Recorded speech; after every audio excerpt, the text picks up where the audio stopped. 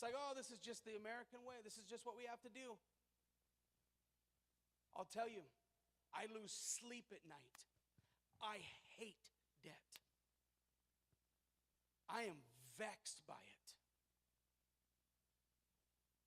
It causes health problems for me.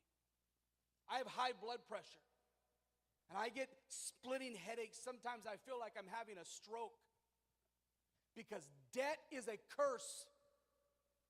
I never thought once, you know what? And my kids, I know they forgot all the toys that we spent all that money on at Christmas, and we're still paying for it 2 years later now. But I just love to see the joy on their little faces. Helps my blood pressure. Makes it go, I sleep better at night. I'm not tormented about the things I can't do for God. Debt is a curse.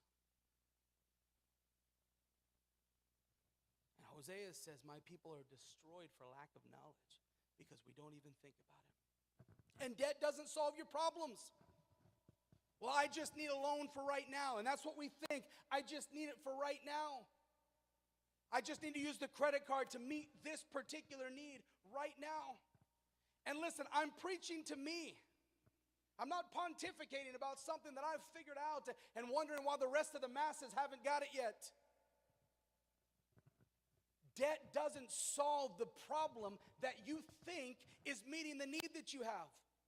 Because if there's a curse at work, there is a door that is open, and no amount of debt will solve it. And if you don't understand money, you're going to continue to accrue more debt. I looked at this, I almost puked today, thinking about $2,000 at a 24% interest, taking 21 years to pay off with minimum payments. I don't even want to tell you, looking at my own credit cards, I'm never getting out if God doesn't do a miracle.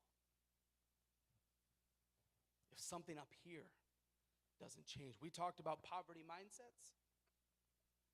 And now we're talking about money mistakes. What are you going to do differently? Because debt changes your life. You're legally bound to something. You're beholden to someone else. Proverbs 22:7, the rich rule over the poor, and the borrowers are servants to the lender. That word literally means slave. The borrower is slave to the lender. What are you going to do with your paycheck this week? Whatever your debt tells you you're going to do. Debt demands service. It controls your decision. There's an interesting irony, and that is people raise their lifestyles. I remember there was a time when this rent-a-center, rent-to-own was very popular. You could rent really nice furniture and stereo systems and TVs. And man, it looked like you were living high on the hog. And then pretty soon the payments started to pile up. And it wasn't too long before they started taking the equipment back. Because what happens is we elevate our lifestyle by using debt, only to discover that the burden of debt controls our lifestyle. Debt limits your choices. Well, I would like to have, you can't. You're in debt. Well, I would like to live, it doesn't matter what you would like. You're in debt. Why? It'd be nice if we could move. You can't do it. Debt determines your choices. Some people, I would like to give. And I started this series because I really want people to get a revelation of God's plan and His purposes for finances. Because God wants to help people. God wants to help people get a revelation of giving and generosity and what it means to be a Christian. Some people, I'd like to give. I can't. We had an evangelist last week. There were people, man, I'd love to give all of this money to bless this brother, but I can't. I'd love to invest in world evangelism. I'd love to help somebody who's in need, but I can't.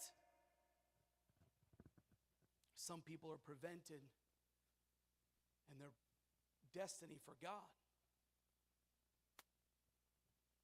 My wife and I would love to be a missionary missionaries someday.